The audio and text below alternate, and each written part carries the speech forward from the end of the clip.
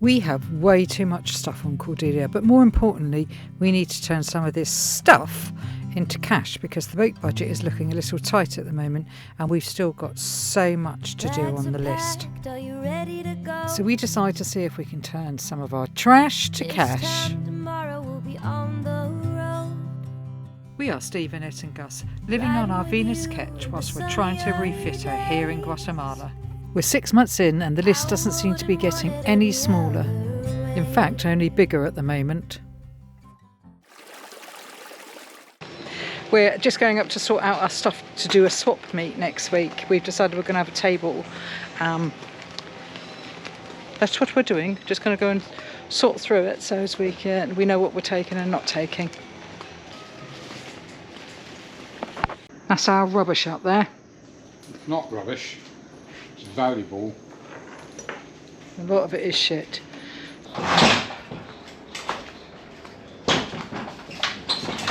We're getting ready to go to a swap meet. We're actually going to sell some stuff at a swap meet. You may be buying some stuff. No, we're not buying anything.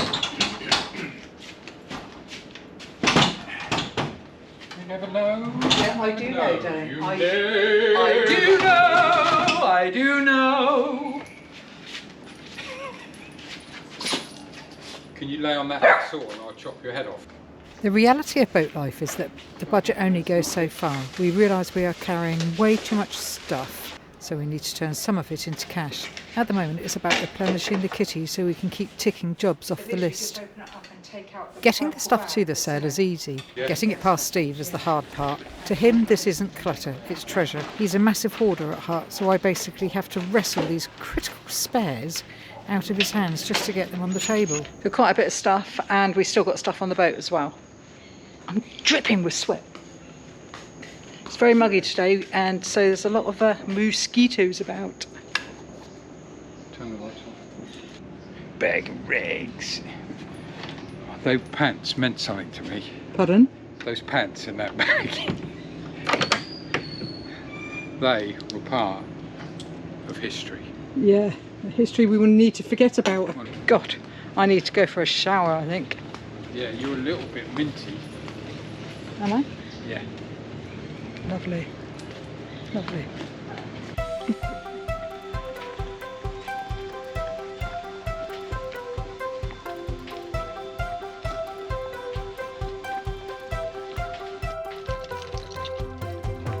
Come here. Eat here. That's it. Come here. Come here. Come here now.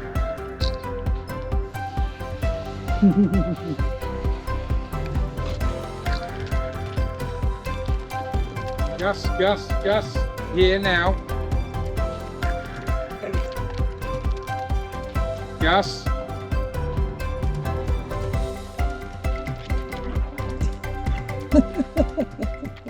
So it's Sunday morning, it's swap meet day today. It's been pouring down with rain for since about 2 o'clock in the morning. Steve's just gone off to see a boat in and to grab some of our stuff from up in the workshop. Not so sure that very many people are going to be there because it's very wet. But anyway, we'll see how we get on.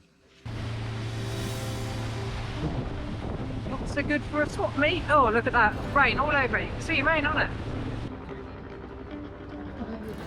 It's quite busy here already and it apparently doesn't even open until 8 o'clock and it's only about 7:30, so people are still setting up. There weren't a lot of buyers today, probably due to Christmas, but we persevered. And it was great fun too.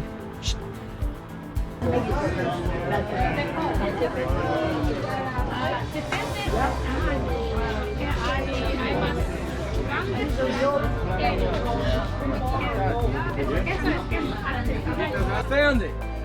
Slowed up. Don't want to take it home with us, so that's swap meet over for us. We didn't sell a great deal, but there's another one just before Christmas, so we may go to that one. We're just on our way back now.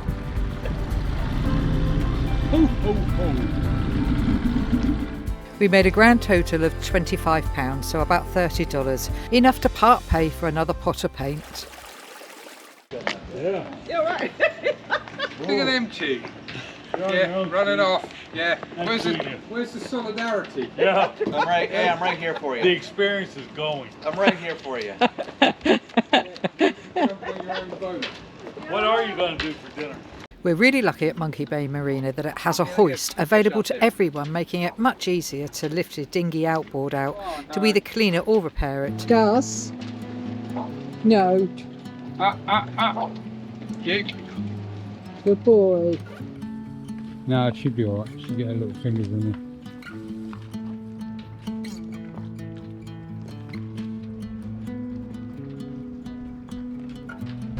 Nice and clean.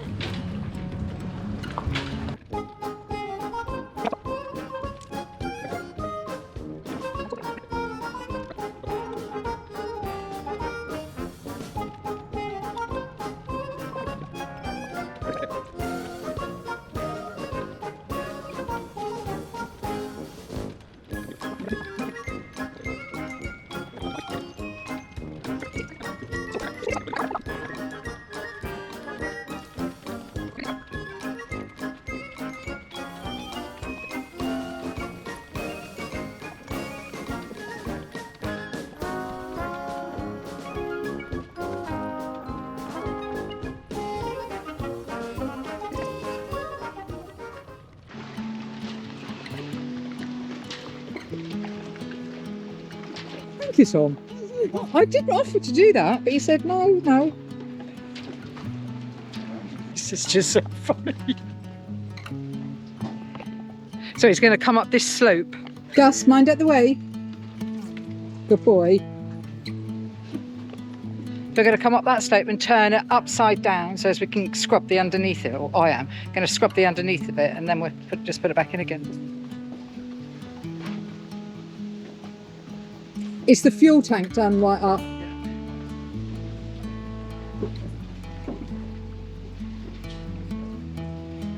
I think that'll do.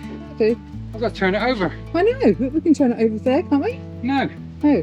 Where are you going to turn it over then? Up here? No, up a bit more.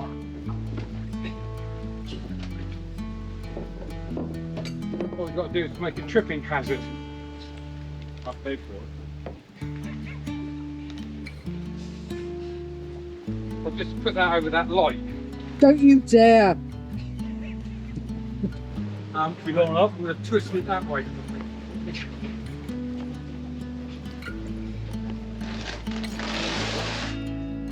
Maybe just like that, if we move it out and then just lean it back rather than trying to turn it right over. It's slowed right down. I'll show you mine. I can only get 25 knots. Yes. Is that gel coated? Is that fiberglass or is that aluminum? That's aluminum, but it's powder coated. Powder coated? That's bad. It's not bullshit. I don't think that's going to make a lot of difference, is it? Will do, you'll be surprised at it. Absolutely gobsacked. Yeah, I will be. You'll be smacked in the gob by the difference in speed. Considering the dinghy has been in the water for nearly 5 months now, this growth isn't too bad. However, we are lucky because this is brackish water, so predominantly fresh water.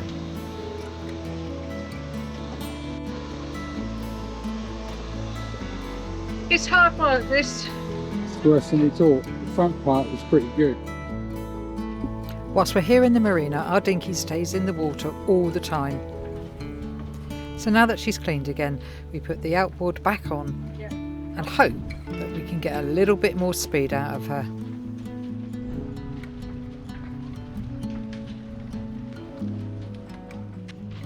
Another job done that we didn't know we had, and it's taken nearly all day to do.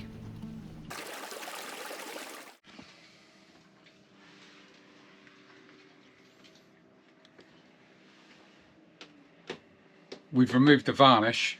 Now is the long process of prepping it for new varnish.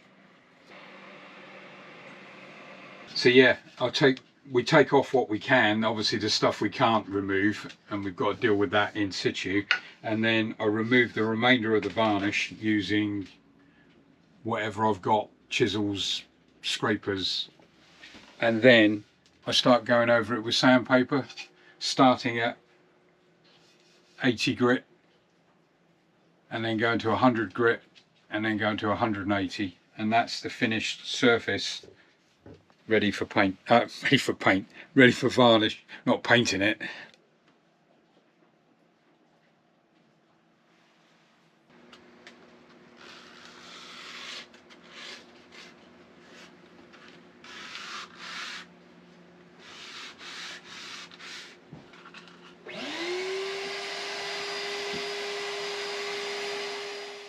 So Annette's taken off the bulk of the varnish and got it to like that, and then I'll go over it again with 80 grit and then 100 grit and then 180 grit to get it to a surface where it can be varnished again. And these, as beautiful as they are a pain in the ass to try and deal with. Annette hates them because they collect crap, but I hate them because they take a lot of preparation to get ready for varnish. But once they're done, we're never going to do them again, ever. They'll be self-cleaning as well. Finally, a piece of good news. We had 17 portlights to replace throughout the boat. These were the final 3 to finish off the saloon and galley area. It's getting easier the more we replace. We are learning quicker techniques with each one. We've got 1 left to do, which is over the chart table, and then only 8 more to fit. But more about when we're going to do those in the next episode.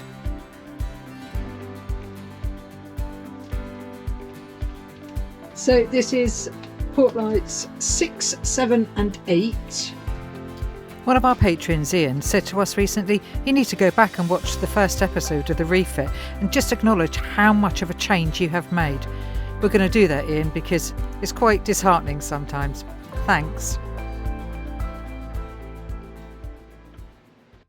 Life has been tough lately. The refit is getting to both of us.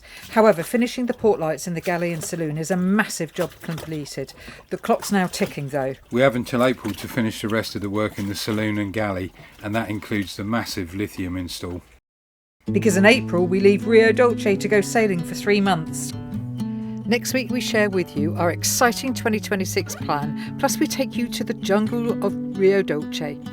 Thank you for watching, and a massive thank you to all of our Patreon and Coffee supporters. We'll see you in a couple of weeks. Ciao for now.